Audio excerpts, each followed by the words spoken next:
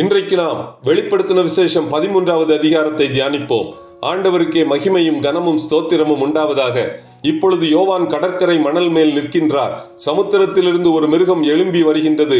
இந்த சமுத்திரத்திலிருந்து ஏறி வருகிற மிருகமே உபத்திரவ காலத்தின் முதல் 3.5 ஆண்டுகள் அந்தி கிறிஸ்துவாகவும் அந்தி கிறிஸ்துவின் ராஜ்யமாகவும் செயல்படும்.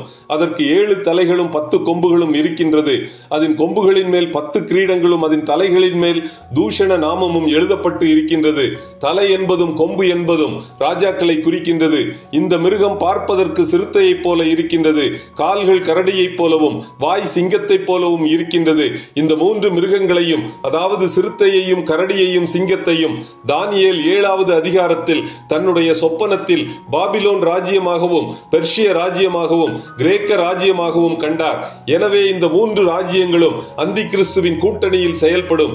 இன்று உலகம் அனைத்தும் நடந்து கொண்டிருக்கும் யுத்தங்களும் பொருளாதார நெருக்கடிகளும் நம்மை one world, one nation, one currency, one religion என்ற சூழ்நிலைக்கு நம்மை தள்ளி கொண்டிருக்கின்றது. எனவே யோவான் கண்ட சமுத்திரத்திலிருந்து எழும்பி வருகிற மிருகமானது தானியேல் கண்ட 4 மிருகங்களை தொடர்ந்து 5வது மிருகமாகும். இந்த 5வது மிருகமானது முதல் 3.5 ஆண்டுகள் சமுத்திரத்திலிருந்து ஏறி வருகிற மிருகமாகவும் 2வது 3.5 ஆண்டுகள் பாதாளத்திலிருந்து ஏறி வருகிற மிருகமாகவும் செயல்படும். மேலும் அதன் தலைகளில் ஒன்று சாவுக்கேதுவான காயப்பட்டு சொஸ்தமாக்கப்பட்டதாக யோவான் காண்கிறார். அதாவது சமுத்திரத்திலிருந்து ஏறி வந்த மிருகம் முதலாவது 3.5 ஆண்டின் இறுதியில் எசேக்கியேல் தீர்க்கதரிசி 38, 39 அதிகாரங்களில் குறிப்பிட்ட கோகு மாக்கோகு யுத்தத்தில் கொலை செய்யப்படும்.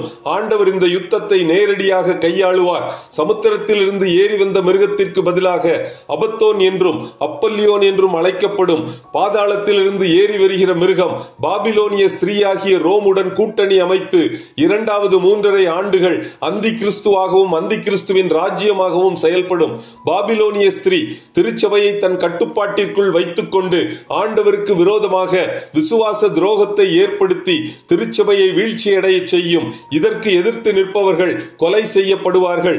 பாதாளத்தில் இருந்து ஏறி வருகிற மிருகத்திற்கு பூமியில் விழத் தள்ளப்பட்ட சாத்தான் தன் முழு பலத்தையும் தன் சிங்காசனத்தையும் தன் முழு அதிகாரத்தையும் கொடுக்கும். பெருமையானவைகளையும் தூஷணங்களையும் பேசும் வாய் அதற்கு கொடுக்கப்படும். 42 மாதம், அதாவது 3.5 வருடங்கள் யுத்தம் பண்ண அதற்கு அதிகாரம் கொடுக்கப்படும். அது தேவனை தூஷிக்கும்படி தன் வாயை திறந்து அவருடைய நாமத்தையும் அவருடைய வாசஸ்தலத்தையும் பரலோகத்தில் வாசமாய் இருக்கிறவர்களையும் தூஷிக்கும். மேலும் பரிசுத்தவான்களோட யுத்தம் பண்ணி அவர்களை ஜெயிக்கும்படிக்கு அதற்கு அதிகாரம் கொடுக்கப்பட்டது. பின்பு வேறொரு மிருகம் பூமியிலிருந்து எழும்ப காண்கிறார். இந்த மிருகத்தை கள்ள தீர்க்கதரிசி என்று யோவான் குறிப்பிடுகிறார். அது ஒரு ஆட்டுக்குட்டிக்கு ஒப்பாக 2 கொம்புகளை உடையதாயிருந்தது. வலு சர்ப்பத்தை போல பேசினது. அது மனுஷருக்கு முன்பாக வானத்தில் இருந்து பூமியின் மேல் அக்கினியை இறங்க பண்ணத்தக்கதாக பெரிய அற்புதங்களை நடப்பித்தது. தனக்கு கொடுக்கப்பட்ட சத்துவத்தினாலே பட்டயத்தினாலே காயப்பட்டு பிழைத்த மிருகத்திற்கு, அதாவது பாதாளத்தில் இருந்து ஏறி வருகிற மிருகமாகிய அந்தி கிறிஸ்துவிற்கு ஒரு சரூபம் பண்ண வேண்டும் என்று பூமியின் குடிகளை மோசம் போக்கியது. மேலும் அந்த சொரூபம் பேசத்தக்கதாகவும் சொரூபத்தை வணங்காத யாவரையும் கொலை செய்யத்தக்கதாகவும் மிருகத்தின் சொரூபத்திற்கு ஆவியை கொடுக்கும்படி கள்ள தீர்க்கதரிசிக்கு சத்துவம் கொடுக்கப்பட்டது. அதாவது கொலை செய்வதற்கு 6ஆம் அதிகாரத்தில் காணப்படும் சிவப்பு குதிரைக்கு அதிகாரம் கொடுக்கப்பட்டது.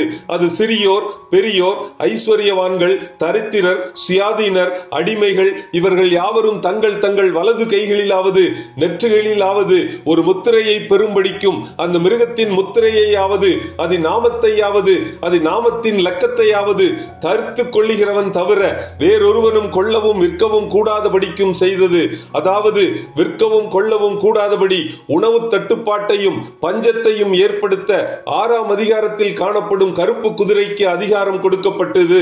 இதிலே ஞானம் விளங்கும். அந்த மிருகத்தின் லக்கத்தை புத்தியுடையவன் கணக்கு பார்க்க கடவன். அது மனுஷருடைய லக்கமாயிருக்கிறது. அதனுடைய லக்கம் 666. இந்த 666 என்ற முத்திரை நடைமுறைப்படுத்தப்படுவதற்கு, அதாவது கட்டாயப்படுத்தப்படுவதற்கு அநேக நாட்கள் இல்லை. கோவிட்-19 வேக்சின் என்பது தடுப்பூசி மட்டுமல்ல, அது அடையாளமும் கூட என்பதை நாம் மனதில் கொள்ள வேண்டும். இப்படிப்பட்ட சூழ்நிலைக்கு இந்த உலகம் விரைவில் தள்ளப்பட்டு விடும் என்பதை மனதில் கொண்டவர்களாய் நாம் இயேசு கிறிஸ்துவின் வருகையின் போது பாத்திரவான்களாக காணப்பட நம்மை ஆயத்தப்படுத்திக் கொள்வோம். இத்துடன் வெளிப்படுத்தின விசேஷம் 13ஆம் அதிகாரம் முடிவடைகிறது. கர்த்தர் தாமே நம் எல்லோரையும் ஆசீர்வதிப்பாராக. ஆமேன்.